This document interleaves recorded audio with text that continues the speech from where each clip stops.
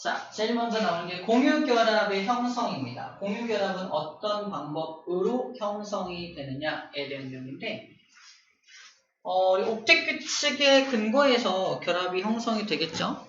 보면은 이런 말이 나와 있어요. 수소 원자와 수소 원자가 있는데 둘 다 옥텟 규칙을 만족하지 못하고 있죠? 그러므로 얘네들은 누군가에게 자신들에게 비금속들이니까 전자를 공급받고 싶어 합니다. 옥텟 규칙에 의한다면 전자가 2개가 되어야 옥텟 규칙을 만족하는데 하나밖에 없으니까 불안정한 상태야.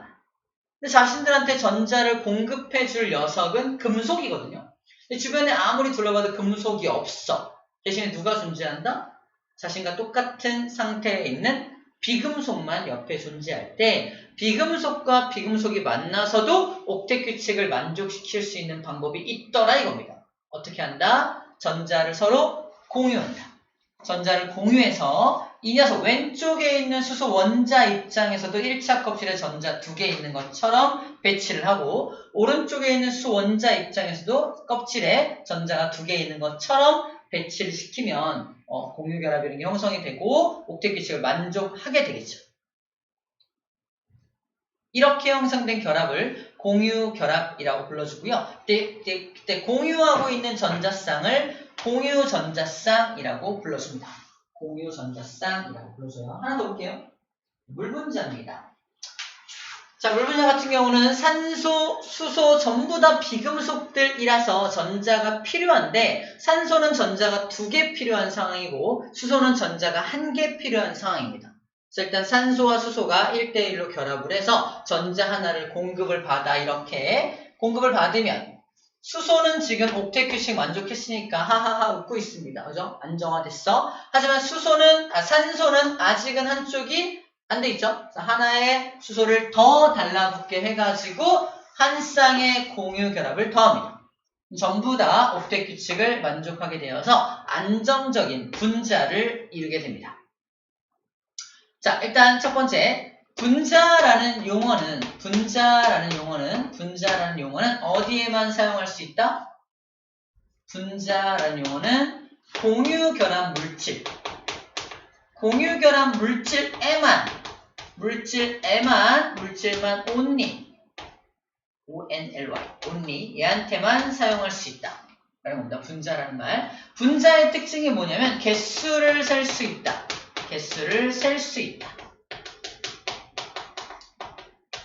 우리 앞에서 배웠던 이온결합 물질과의 차이점이죠. 이온결합 물질은 NaCl이 있으면 또 NaCl이 또 달라붙고 막 달라붙잖아. 3차원 입체 구조를 가질 정도로 막 달라붙으니까 이게 몇 개야? 개수를 세기가 어려운데 물분자 같은 경우는 지나가는 수소가 있으면 또 붙여질 자리가 있니 없니? 일단 붙여줄 자리가 없죠? 이 수소 원자는 또 다른 산소랑 만나서 또 다른 물분자를 이루어야 돼. 그러므로 물분자 하나, 물분자 2개 이렇게 개수를 셀 수 있다는 겁니다. 이렇게 개수를 셀 수 있을 때만 뭐 할 수 있다? 분자라고 부를 수 있다는 거예요. 자, 그래서 일단 분자라는 용어는 공유결합에만 사용할 수 있다는 말 했고 물분자가 형성이 될 때 수소 원자 2개를 달라붙게 했으니까 공유 전자쌍이 2쌍이 있게 되고요. 여기 소개되어 있진 않지만 얘네는 전자쌍은 전자쌍인데 공유결합에 참여하고 있지 않죠. 이 전자쌍은 뭐라고 불러준다? 비공유 전자쌍이라고 불러줍니다. 그래서 물분자는 공유 전자쌍 2쌍, 비공유 전자쌍 2쌍으로 이루어져 있는 거예요. 자, 이게 공유결합의 형성 이유입니다. 형성할 때 이제 옥텟 규칙에 근거해서 형성이 되는구나 라고 생각하면 되겠네요. 자, 그럼 여기 우리 그래프를 먼저 좀 보고 올게요. 이온 결합했을 때와 비슷한 패턴을 먼저 본 것이다. 자, 이제 공유 결합을 형성하기 위해서 이게 수소 원자가 굉장히 멀리 떨어져 있는 상황이네요. 이때는 각각의 에너지가 굉장히 많겠죠? 바로 에너지, 원자 핵 사이의 거리가 멀어질수록 멀리 있으니까 각각의 수소 원자가 가진 에너지는 굉장히 많겠죠? 근데 어디에 수렴한다? 똑같이 0에 수렴한다. 똑같습니다. 0에 수렴한다. 근데 점점점 가까워지고 있죠? 점점 가까워지면은 인력이 작용합니다. 둘 사이에. 이거는 이 인력은 정정기적 인력은 아니죠. 정정기적 인력은 아니고 이 녀석의 질량을 가진 입자와 질량을 가진 입자니까 만유 인력으로 해석을 해야 될 것 같아. 만유 인력이라는 힘으로 서로를 구속하니까 에너지가 조금씩 떨어지고 있는 장면을 상상해 주면 될 것 같습니다. 점점 에너지가 줄어드니까 안정적으로 변해간다라고 설명하고 있는 거예요. 그러다가 궤도를 공유하면서 공유결합이 형성이 됐습니다.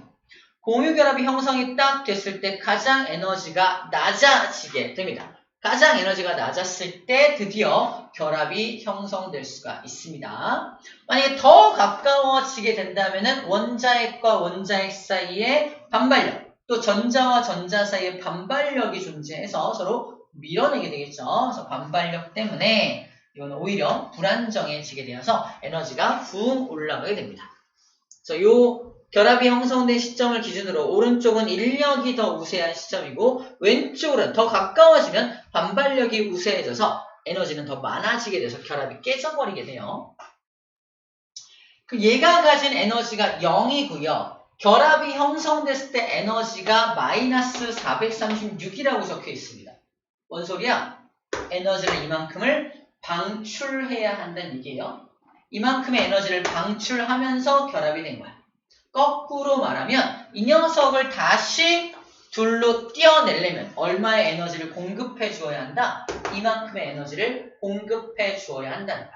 그래서 이 에너지를 우리는 뭐라고 불러주냐면 결합되어 있는 녀석을 끊어줄 때 이만큼의 에너지를 투입해 주어야 하잖아. 그래서 이걸 결합을 해리시켜줄 때 필요한 에너지, 결합 해리 에너지라고 불러줍니다. 책이 안 나와요. 근데 결합 해리 에너지라는 말은 뭐와 똑같다? 얘가 이거로 결합될 때 방출하는 에너지 값과 동일하죠. 다른 말해서 결합시킬 때, 결합하면서 방출하는 에너지에 해당하는 결합 에너지와 동일합니다. 그래서 이 값을 우리는 결합 에너지라고 불러주는 거예요. 결합 에너지. 그럼 결합 에너지가 엄청 크다. 예를 들어 어떤 데서 결합 에너지가 야 나는 900이야. 결합 에너지가 훨씬 얘보다 크죠. A라는 물질보다 B라는 물질이 결합 에너지가 크다는 건 900을 방출했다는 거잖아. 얘를 다시 뜯어내려면 900의 에너지를 공급해야 되는 거니까 결합 에너지가 클수록 결합력은 더 센 거다라고 할 수 있겠네요. 결합 에너지가 셀수록 결합력은 더 세다. 결합력이 세니까 얘를 녹이거나 끓이거나 이걸 뜯어내는데 힘이 더 많이 필요하겠다라는 정도까지 예상할 수가 있겠네요. 이렇게. 자, 그런 얘기를 하고 있습니다. 자, 결합끼리 결합에너지 먼저 보고 올게요. 방금 했던 얘기니까. 자, 요 길이 원자핵과 원자핵 사이의 결합길이 74피코미터, 수소는 74를 가지게 되고요. 자, 이 결합 길이가 짧으면 짧을수록 아무래도 더 강하게 붙어 있는 거니까 결합 에너지가 세게 되겠죠. 여기 봐봐. 결합 길이가 점점 작아질수록 결합 에너지가 같이 커지는 거 보이나요? 결합 길이가 작을수록, 즉 더 가까이 붙어있는 녀석일수록 결합 에너지가 더 크다. 결합 에너지가 크다는 건 더 강하게 결합되어 있다는 뜻이죠. 더 강하게 결합되어 있다는 뜻입니다. 그래서 결합 에너지는 아까 그 얘기예요.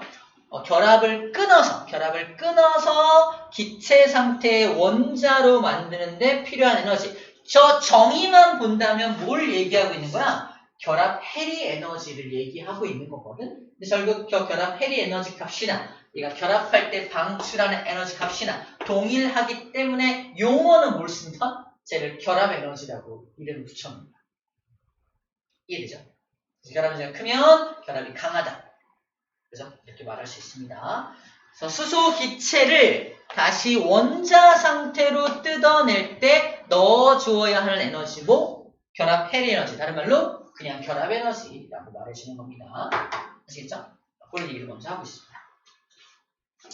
자, 이제 결합의 종류를 좀 볼게요. 지금 공유 결합의 형성 과정을 먼저 살펴볼게요. 종류는 간단하게 끝납니다. 결합의 종류는 크게 세 종류가 있죠. 결합의 종류는 첫 번째 결합은 단일 결합입니다. 단일 결합.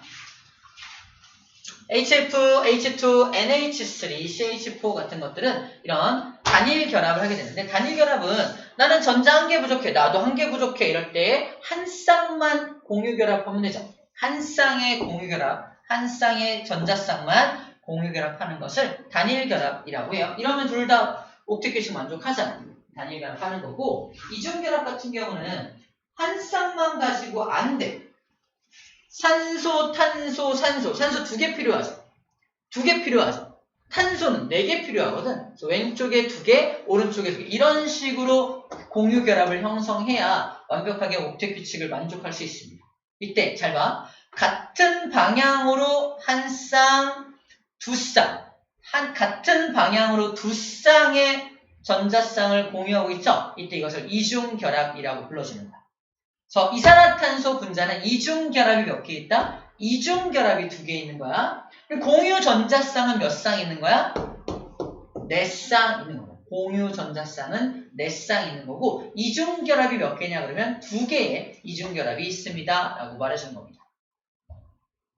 여기까지 배우고 나서 이제 우리를 낚시하는 문제로 또 뭘 보여준다? 다시 물분자를 보여줘요. 물분자는 공유 전자쌍이 2쌍 있죠. 이중 결합이냐?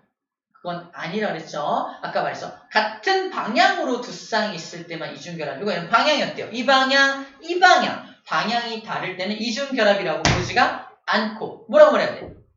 단일 결합이 몇 개? 2개 있습니다 라고 불러주는 겁니다. 자, 같은 방법으로 이제 3개의 전자를 공유해야 될 필요성을 가진 것들입니다. 얘는 탄소, 질소, 수소입니다. 탄소가 4개 필요한데, 하나는 수소하고 공유결합 이렇게 하고요. 자, 3개가 더 필요한데, 이 질소가 원자과 전자가 5개라서 3개 필요합니다. 그래서 질소랑 결합할 때 이렇게 3중 결합을, 같은 방향으로 3중 결합을 하고 있는 모습이, 3중 결합. 사이아나 수소 분자예요. HCN이라고 쓰죠. HCN. 이게 사이아나 수소라고 불러줍니다. 3중 결합까지 있다. 3가지가 있고요. 특별한 결합이 하나 있는데, 여기요. 특별한 결합이 있습니다. 얘가 지금 물분자거든? 물분자는 지금 안정하죠? 공유결합을 2개를 해가지고 안정한 분자를 이루고 있습니다. 더 이상 그러면 공유결합 할 필요 있어? 없어? 없어. 그런데 얘가 다가와. 누구야 너? 수소 원자핵 H+. 전자가 있어 없어? 전자가 전혀 없는 원자핵만 가진 녀석이거든? 얘는 어쨌든 전자가 아예 없으니까 옥텟 규칙을 만족했다고 볼 수는 없겠네요. 1차 껍질에 2개가 있어야 되니까. 얘까지도 옥텟 규칙을 만족할 수 있는 방법이 있다는 거야. 어떻게? 얘를 그냥 그대로 데리고 와서 껴줄 데가 없잖아. 어떻게 한다? 야, 그러면은 그냥 여기 너 들어와. 이렇게 넣어주는 거야. 얘가 이것만 가지고 오잖아. 그냥 들어와. 내 비공유 전자쌍 한 쌍 내줄 테니까 그냥 들어와. 그래도 얘 입장에서는 옥텟 규칙이 무너져 안 무너져? 안 무너져. 얘도 옥텟 규칙을 만족하게 되는 겁니다. 그렇게 해서 만들어진 게 H2O에다가 H+가 하나 결합된 거니까 H3O+라는 물질이 만들어집니다. H3O+. 전체적으로 해서 무슨 전기를 띠게 된다? 1+의 전기를 띠게 되는 물질이에요. 밑에 그 그림이 나와 있을 거예요. 1+의 전기를 띠게 되는 물질. 이거를 하이드로늄 이온이라고 불러줍니다. 이 하이드로늄 이온은 뒷부분에서 우리가 더 자세하게 다루게 될 거예요. 이 하이드로늄 이온을 형성할 때 무슨 결합한다? 얘가 비공유 전자쌍을 이용해서 공유 결합하고 있죠. 이것도 일종의 공유 결합이라고 불러주고요. 이 공유 결합을 무슨 결합이라고 한다? 배위 결합이라고 불러줍니다. 배위 결합이라는 결합도 일종의 공유 결합인데, 비공유 전자쌍을 일방적으로 제공함으로써 공유 결합하는 것을 배위 결합이라고 불러주는 거예요. 넘겨볼까요? 쭉 넘기면 이제 공유결합 물질을 소개하고 있습니다. 이제부터 우리가 구분을 되게 잘해야 돼. 우리 2번까지 끝났어요. 1번, 2번 끝. 자, 공유결합 물질은 극과 극입니다.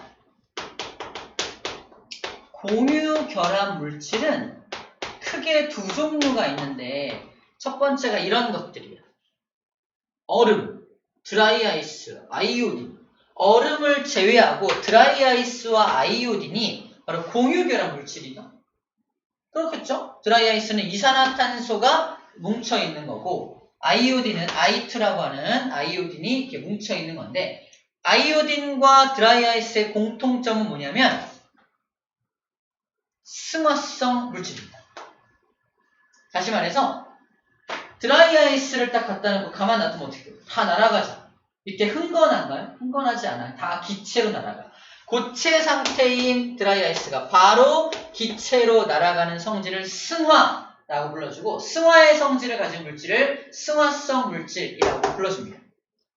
드라이아이스 마찬가지고 아이오딘도 마찬가지로 다 승화성을 가져요. 이유가 뭘까? 승화성을 가진 이유는 분자와 분자 사이의 인력이 너무 약하기 때문에 그래요. 분자 사이의 인력이 너무 약하니까 기체로 훅 날아가는 거지. 자, 지금 우리가 보는 건 뭐다? 분자와 분자 사이의 인력이 너무 약하다. 이게 바로 분자 결정. 분자로 이루어진 결정. 분자 결정입니다. 공유결합 물질은 크게 분자 결정이란 녀석과 밑에 보면은 원자끼리 공유결합을 쫙 이루어서 쫙 결합되어 있는 게 있어. 원자 결정이라 그래. 원자들끼리 공유결합하고 있는 거야. 분자 결정은 하나의 분자가 만들어지고 또 다른 분자 간의 인력으로 가까스로 간신히 결합되어 있는 게 분자 결정이라면 원자 결정은 전부 다 이렇게 몸과 몸들이 전부 다 공유결합으로 연결되어 있는 겁니다. 공유결합이라는 결합으로 쫙 연결된 게 원자 결정이고요. 분자 결정은 그 공유결합으로 형성된 분자와 또 다른 분자가 가까스로 인력으로 가까스로 붙어있는 게 분자 결정이에요. 생각해봐. 그럼 얘는 녹는 점 또는 끓는 점이 엄청 낮겠죠. 얘는 이걸 끊어야 높거든요. 녹는 점이 엄청나게 높겠네요. 최상입니다. 우리 맨 마지막에 보게 될 그래프를 먼저 보고 올게요. 자, 원자 결정 모습 먼저 보여주고 원자 결정 이렇게 원자들끼리 잔뜩 결합되어 있는 게 원자 결정이에요. 이거 끊기 엄청 힘들겠네라는 인식만 가지면 돼요. 그 다음에 맨 뒤로 쭉 넘기면 이런 말이 나옵니다. 이거야. 몇 페이지냐면은 173쪽.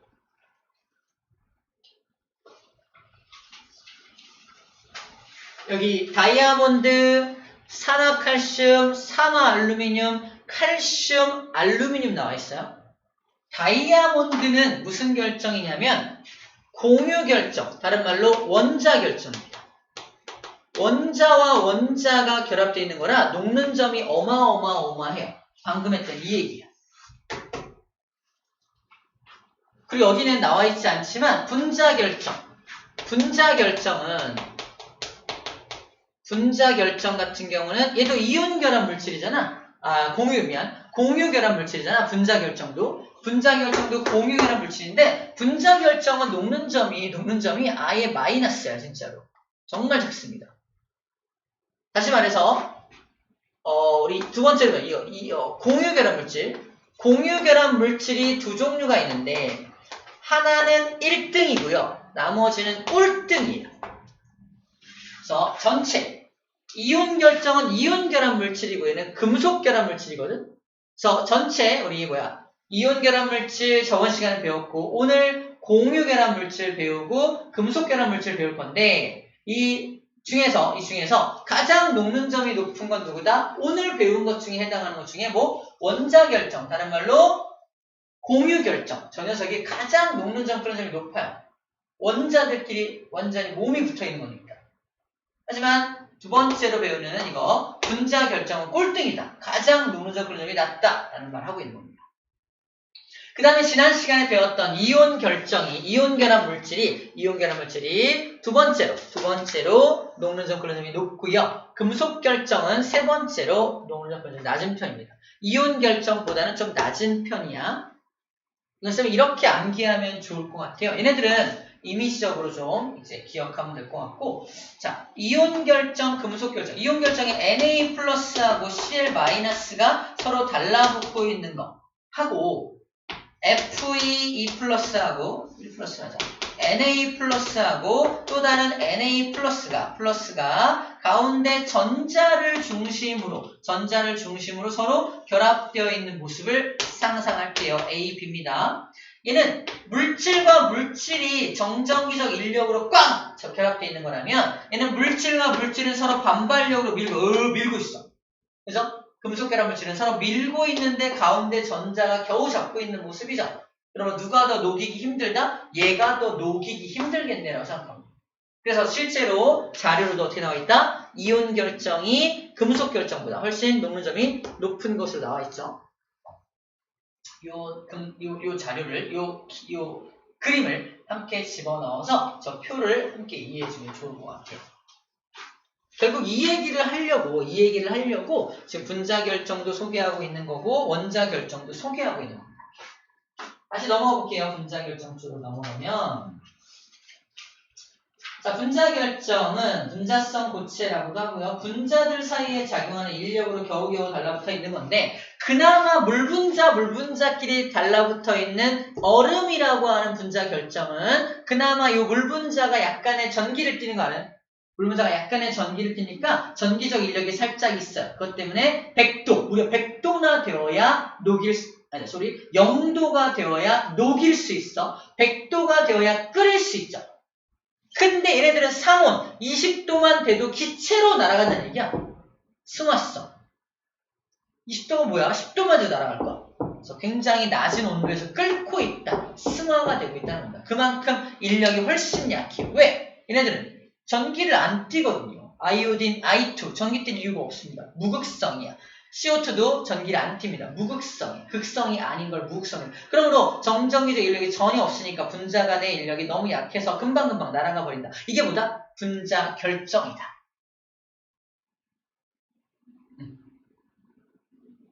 그 다음에 공유 결정 바로 소개할게요. 공유 결정에 공유 결합들이 쭉쭉쭉쭉 연결되어 있는 게 공유 결정인데 그물처럼 연결되어 있어서 굉장히 강한 결합력을 형성하고 있습니다.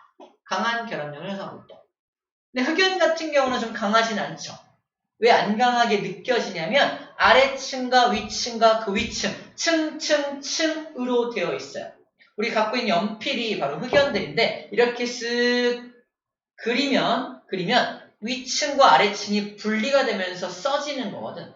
하지만 중요한 건 요 전체, 이 판이 깨진 건 아니야. 위판과 아래판이 분리된 것뿐이지 판이 깨진 건 아닙니다. 즉 공유 결합이 깨진 건 아니야.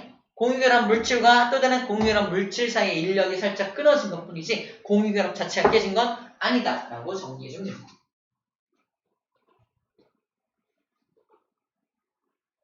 자, 흑연을 좀 자세하게 보면요. 자, 흑연은 탄소로 돼 있잖아. 흑연은 전기가 통한다, 안 통한다?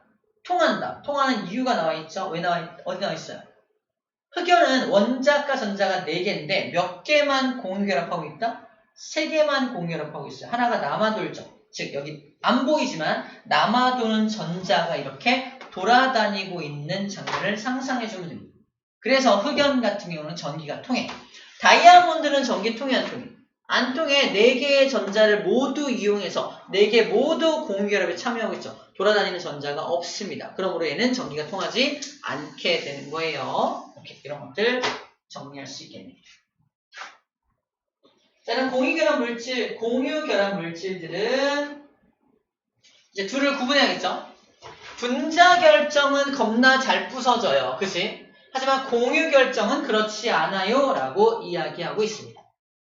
물에 잘 녹니? 대부분 잘 녹지 않아요. 분자 결정 또는 분자로 만들어진 이런 것들은 전부 다 거의 무극성, 전기를 띠지 않거든요. 이온 결합 물질은 전기를 띄었잖아. 얘는 전기를 거의 띠지 않으니까 물에도 잘 녹지 않아. 물이 전기를 띠고 있잖아. 물은 전기를 띠고 있으니까 전기를 띤 물질들을 잘 녹입니다. 하지만 이 공유결합 물질은 전기를 잘 띠고 있지 않으니까 물에도 잘 녹지가 않아요. 전기는 잘 통하느냐? 전기도 잘 통할 이유가 없죠. 하지만 흑연만 예외적으로 좀 아까 그러한 이유로 전기가 잘 통하게 되어 있습니다. 녹는 점, 그런 점 다 있습니다. 분자 결정은 분자 간의 이력이 너무 약해서 녹는 점, 그런 점이 매우 낮지만 공유 결정은 매우 높다. 1등과 꼴등을 차지할 정도로 차이가 있다라는 얘기를 하고 있는 겁니다.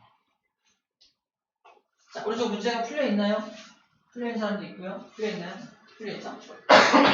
선생님 한 번 더 볼게요. 잠깐 정리해봅시다.